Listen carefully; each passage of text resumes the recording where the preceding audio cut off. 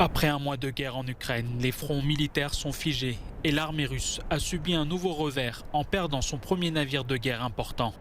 La marine ukrainienne a affirmé jeudi avoir détruit un navire de transport de troupes russes ancré dans le port de Berdyansk, ville proche de Mariupol sur la mer d'Azov.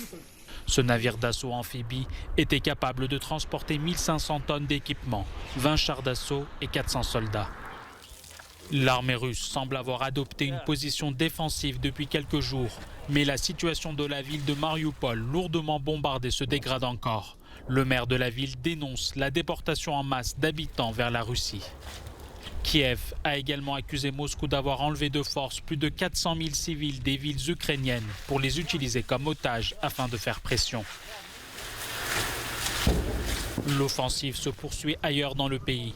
Jeudi, dans le nord-ouest de l'Ukraine, à Kharkiv, au moins 6 civils ont été tués dans un bombardement russe.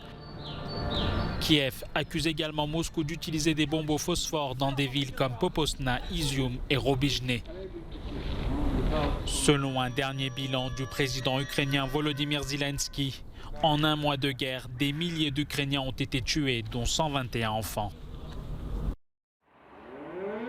Le 24 février, les sirènes retentissent. L'invasion russe est lancée.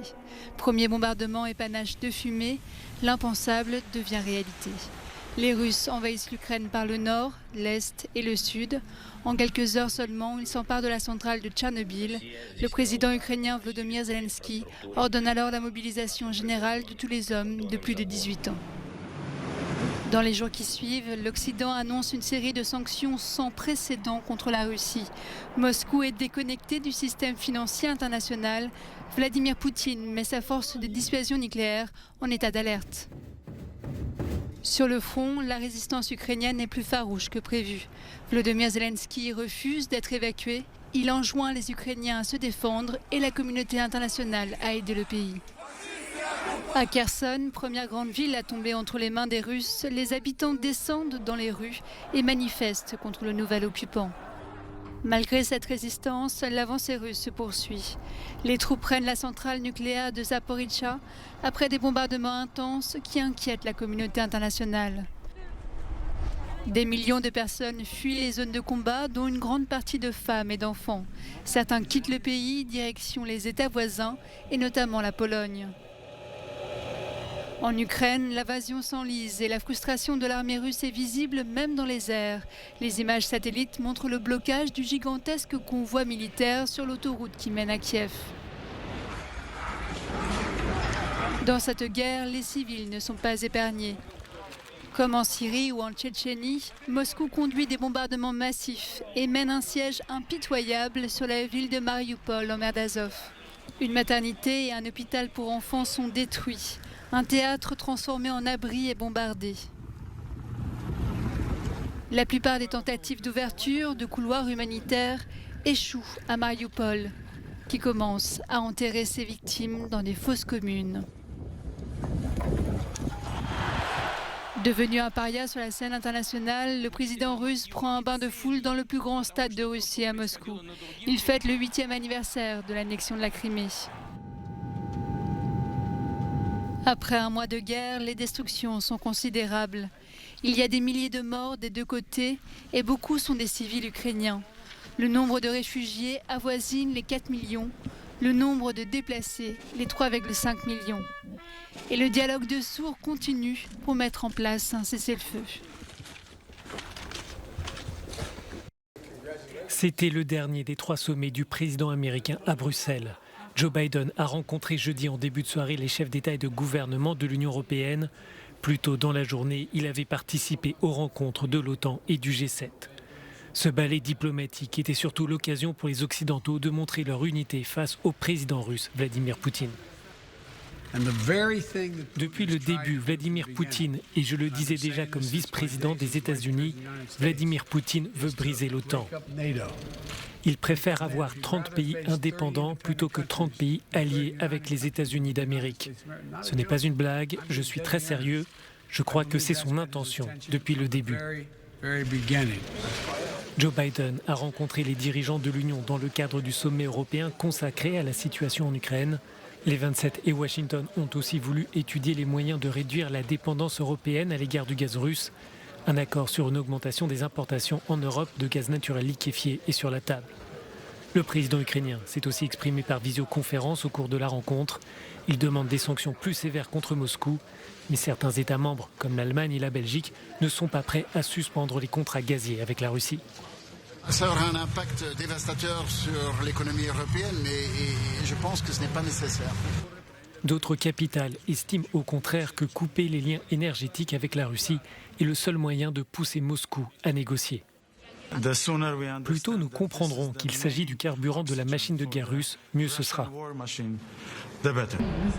À une centaine de mètres du sommet européen, des manifestants ukrainiens se rassemblaient pour réclamer des mesures plus fortes de la part de l'Union.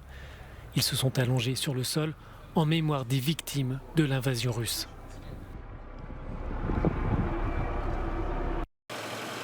Le président américain est en Europe pour pousser ses partenaires à prendre des mesures plus sévères contre la Russie. Première étape de son périple, l'OTAN. Les dirigeants de l'Alliance demandent une nouvelle fois à Moscou de mettre un terme à l'invasion de l'Ukraine. Les Alliés vont déployer 4 nouveaux groupements tactiques sur le flanc est de l'Alliance. L'OTAN va aussi envoyer aux autorités ukrainiennes du matériel pour faire face à une éventuelle attaque chimique ou biologique.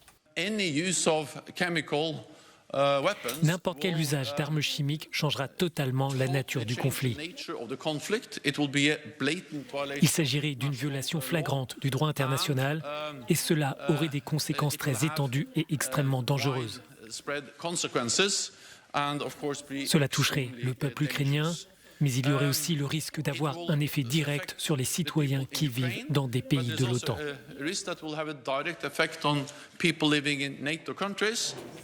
Le président ukrainien est intervenu en visioconférence au sommet de l'Alliance. Volodymyr Zelensky a annoncé sa liste de revendications. Il souhaite 1% des avions et des tanks de l'OTAN. Le dirigeant ukrainien accuse aussi Moscou d'utiliser des bombes au phosphore. Ce ne sont pas vos missiles, ce ne sont pas vos bombes qui détruisent nos villes. Il y a eu ce matin des bombes au phosphore, des bombes russes au phosphore. Des adultes ont à nouveau été tués et des enfants ont à nouveau été tués. Je veux vous le dire, l'Alliance peut encore empêcher la mort d'Ukrainiens sous les frappes russes et sous l'occupation russe en nous donnant les armes dont nous avons besoin.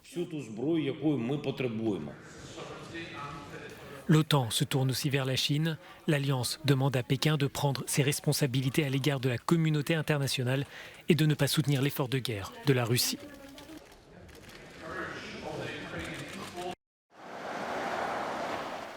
Après avoir porté son message à Kiev, le président de la Croix-Rouge le réitère aux oreilles de Moscou. Les deux camps doivent respecter le droit international humanitaire concernant les civils, les blessés, les prisonniers et le rapatriement des corps. La Russie s'est dit prête à coopérer. Nous souhaitons résoudre les problèmes qui s'accumulent maintenant en Ukraine, afin que les obstacles artificiels à l'évacuation des civils et à la livraison de l'aide humanitaire soient supprimés. Au cœur de la discussion, l'instauration de corridors humanitaires permettant aux civils de fuir les zones de combat. Peter Maurer a rappelé les conditions pour qu'elles soient possibles. Nous avons toujours affirmé qu'il n'est pas imaginable de penser à accéder ou à évacuer Mariupol ou d'autres endroits si nous n'avons pas un accord solide et détaillé entre les militaires sur le terrain. Ces derniers jours, l'Ukraine a rejeté les propositions russes de corridors humanitaires organisés uniquement en direction de la Russie. Sergueï Lavrov a accusé Kiev d'utiliser les civils comme boucliers humains.